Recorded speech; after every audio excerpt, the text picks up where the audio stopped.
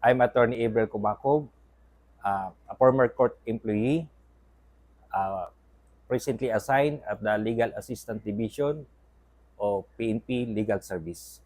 Our topic is ethical leadership and values promotion, specifically focusing on Republic Act number 6713, known as the Code of Conduct and Ethical Standards for Public Officials and Employees. To begin, let's discuss the legal basis for Congress to enact RA 6713. This is rooted in the Declaration of State Policy, which states it is the policy of the state to promote a high standard of ethics and public service. Additionally, the 1987 Constitution provides a relevant provisions under Article 11, Section 1, which asserts that public office is a public trust. Public officers and employees must at all times be accountable to the people, serve them with utmost responsibility, integrity, loyalty, and efficiency, and act with patriotism and justice, and living modest lives.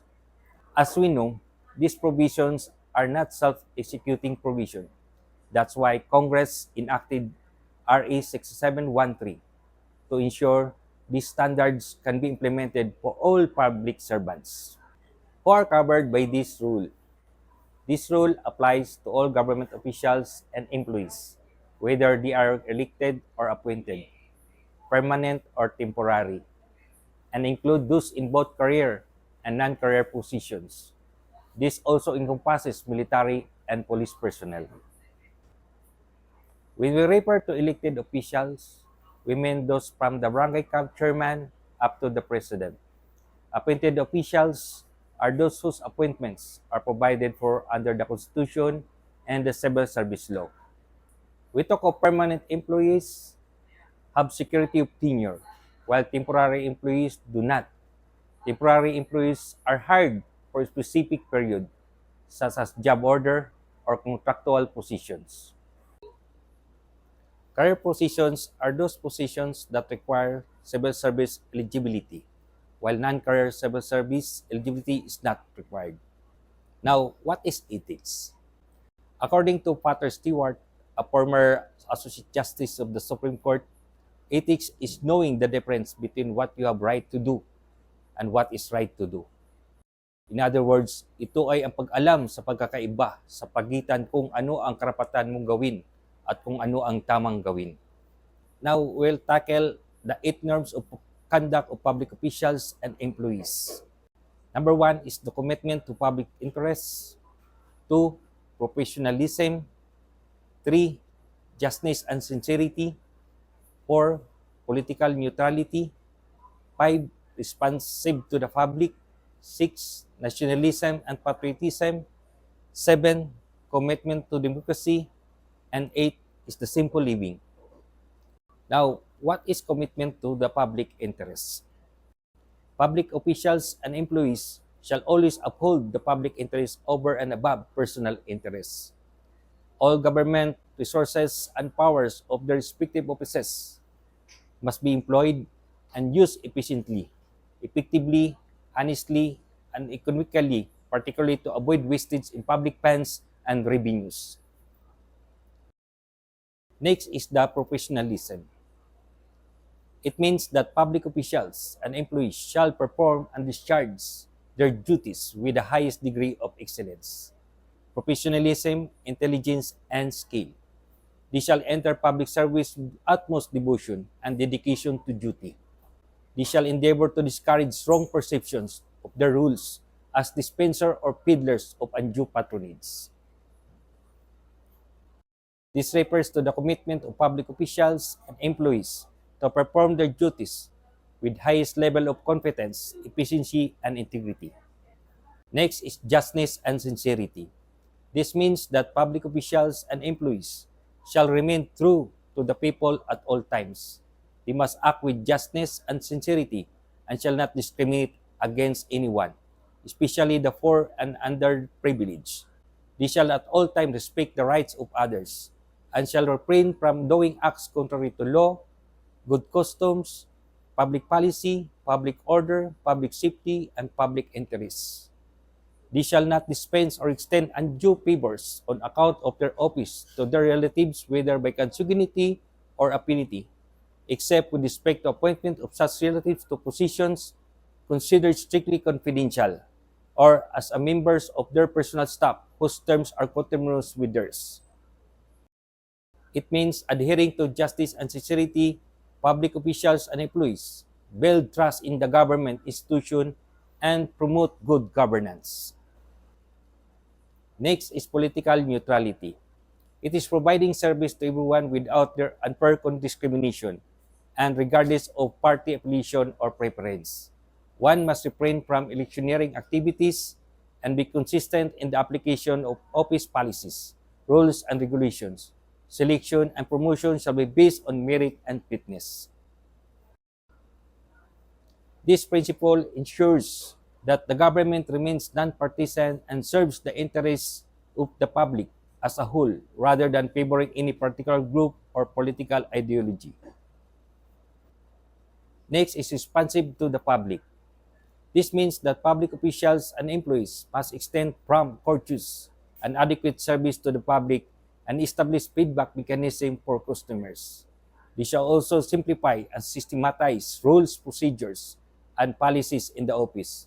Serve with a smile and adopt flexibility in the application of rules in a case-to-case basis.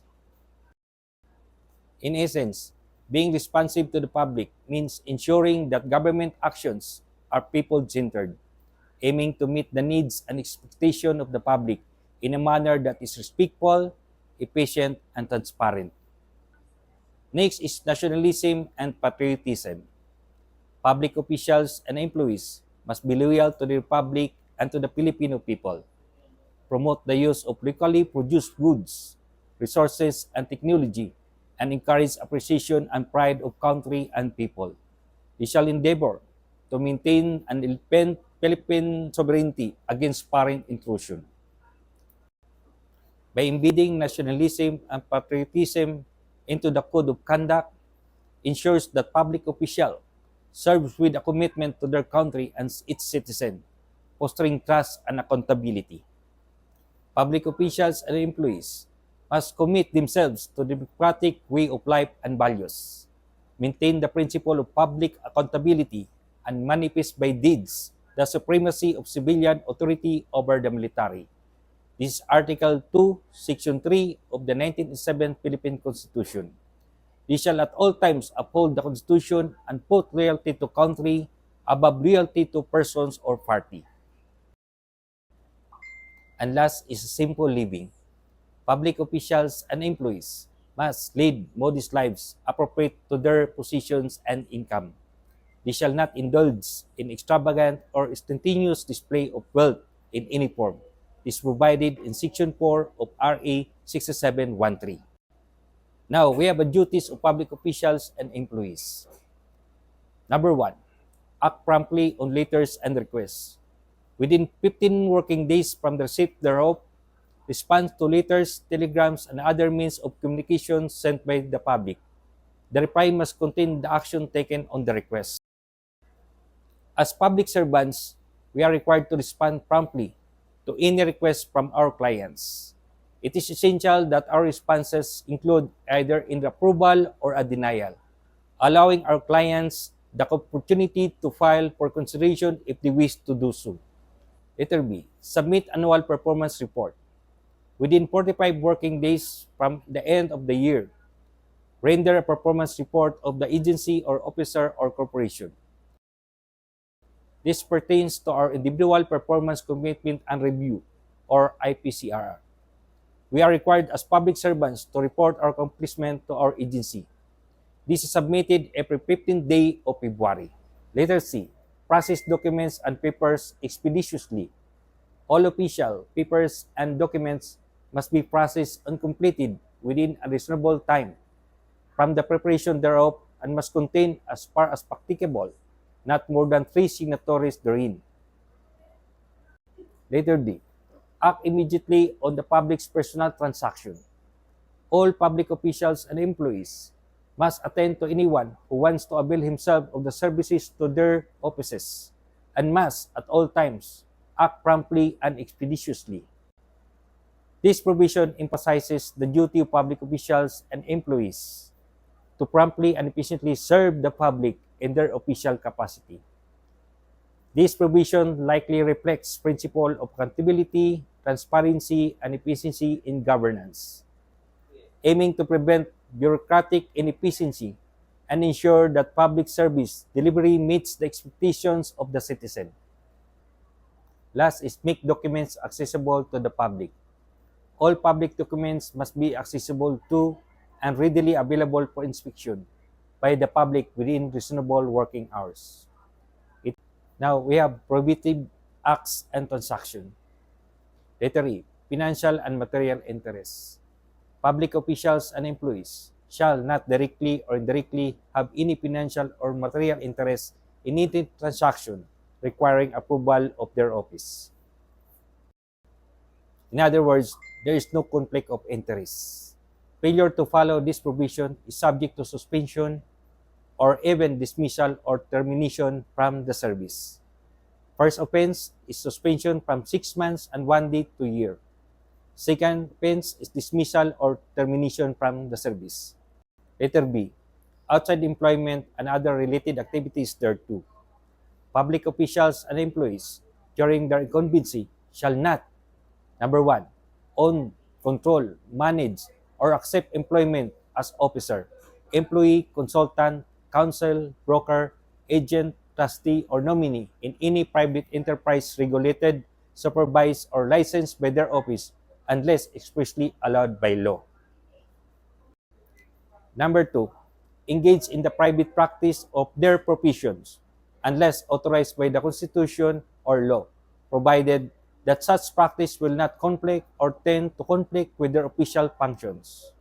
And number 3, recommend any person to any position in a private enterprise which has a regular or pending official transactions with their office. In short, no moonlighting.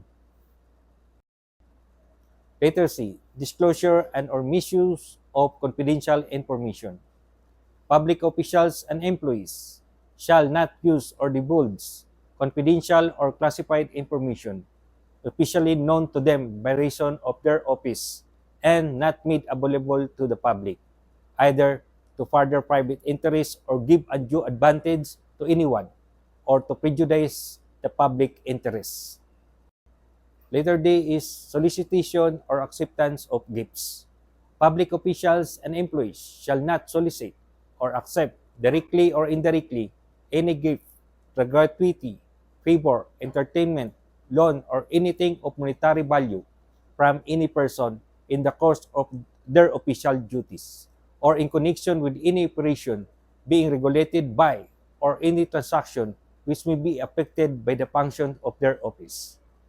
This is punishable under Republic Act 1319, Anti-Graft and Corrupt Practices Act. Now we have the statements and disclosure. Public officials and employees have an obligation to accomplish and submit declarations under oath, and the public has the right to know their assets, liabilities, net worth, and financial and business interests, including those of their spouses and unmarried children under 18 years of age living in their households. Now, we have the existing laws on the SALN. Number 1 is the 1987 Constitution of the Philippines. Number 2 is the Republic Act 1319. This was enacted on August 17, 1960. Number 3 is Republic Act number 6713. This was enacted on February 20, 1989. Number 4 is the Executive Order number 292. This was enacted on July 25, 1987. And last is the Republic Act 7160. This was enacted on October 10, 1991. Now, who is required to file SALN? All officials and employees of national and local governments, state universities and colleges, and government-owned and controlled corporations or GOCC and their subsidiaries, with or without original charter, are required to file their SALN. Who is exempted from the filing? Those public officials and employees who are serving in honorary capacity, the laborers, and the casual or temporary workers. The non-filing of SALN affects integrity, and this will be extensively demonstrated hereunder. The respondent's failure to file her SALN and to submit the same to the GBC go into the very qualification of integrity. In other words, when a member of the Supreme Court transgresses the SALN requirement prior to his or her appointment as such, he or she commits a violation of the Constitution and belies his, her, or qualification to hold public office. This is initiated by the Supreme Court versus Republic versus Sereno on May 11, 2018. In the case of Carlos versus Department of Finance on April 18, 2023, under Section 10 of Republic Act 6713, a review and compliance committee should check if SALNs submitted are on time, complete, or in proper form. If SALNs are not filed on time, are incomplete, or not in proper form, the head of office has 5 days to inform public officials or employee to correct the deficiency within 30 days. If he or she fails to comply, only then can a public official or employee be disciplined. Unless the review and compliance procedure is followed, the violation does not arise. Consequently, if there's no violation, there is no liability. Now, what is included in the SALN? Number 1 is the statement of assets, liabilities, and net worth. 2, disclosure of financial connections or business interests. 3, identification of relatives within the 4th degree of consanguinity or affinity. Now, real properties are properties which are immovable by nature. Number 2, improvements attached or introduced to the immovable. All works that are constructed or introduced to the land, or repairs or improvements made to the land or building after its initial acquisition, and may be declared separately or together with the land to which it is attached. What should be declared as real property? Those registered under the name of the declarant. 2, those covered by an executed deed of sale, inherited or subject of an extrajudicial settlement of state but not yet titled. Assessed value and fair market value. It is based on the amount as indicated in the tax declaration of the property. 2, the acquisition year and mode. It is the year that property is acquired by sale, donation, or inheritance. Acquisition cost. It is the amount of money paid to acquire or own something. It also refers to the amount of expenses incurred by the improvements or introduced on a real property. In the case of properties received gratuitously, example, donation, or inheritance, no acquisition cost shall be declared. Now, declaration of assets, real and personal. We talk of co-owned properties. Here, the declarant shall disclose the proportionate amount of share in the property. Property subject of a contract to sell. Here, the amount already paid shall be declared as personal property. Mortgage property. Here, the actual purchase price is the acquisition cost. Now, what is personal properties? They refer to jewelry, appliances, furniture, motor vehicles, and other tangible, movable properties. These shall also include investments or other assets, such as cash on hand or in bank, negotiable instruments, securities, stocks, bonds, and the like. Now, we talk of liabilities. They refer to financial liability or anything that can result to a transfer or disposal of an asset. Now, the nature of liability. Type of loan obtained from banks, financial institutions, GSIS, Pag-ibig, and others, such as personal multipurpose, salary, calamity loan, and the like. Now, we talk of a standing balance. Amount of money that one still owes on the loan as of December 31 of the preceding calendar year. Now, computation of net worth. Net worth means the sum of all assets, real and personal, less total liabilities. In real properties, the acquisition cost shall be used in the computation of the net worth. In personal properties, the acquisition cost or amount value of money shall be used in the computation of the total net worth. Now, what are excluded in the computation? Properties or unmarried children below 18 years of age living in the declarant's household. and parapernal or capital properties of declarant's spouse. Business interests and financial connections. Business interest is the declarant's existing interest in any business enterprise or entity, aside from his/her income from the government. Financial connections. It is the declarant's existing connections with any business enterprise or entity, whether as a consultant, advisor, and the like, with an expectation of remuneration for services rendered. Now, what is relative within the fourth degree? When talk of affinity, it is the relationship of a husband to the blood relatives of his wife or a wife to the blood relatives of her husband. When talk about consanguinity, is the relationship by blood from the same stock or common ancestor. Declaration is only the best declarant's knowledge. Also included in the SALN is the balai. We talk of balai is a parent of the declarant's son-in-law or daughter-in-law. Pilas is the declarant's brothers-in-law's wife or sisters-in-law's husband. Inso is the appellation for the wife of an elder brother or male cousin. Now, when should we file the SALN? Number 1, within 30 days after assumption of office. Number 2, on or before April 30 of every year thereafter, or within 30 days after separation from the service. Talking about absolute community of property or ACP, spouses are co-owners of their properties, individually owned before and after marriage, shared equally by husband and wife. Joint and separate filing of the SALN. The option applies only when the spouses are both in government service.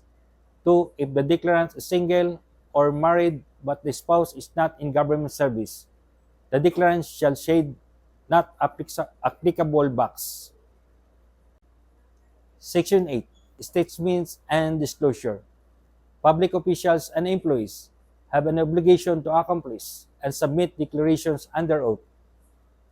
And the public has the right to know their assets, liabilities, net worth, and financial and business interests, including those of their spouses and of unmarried children under 18 years of age living in their households.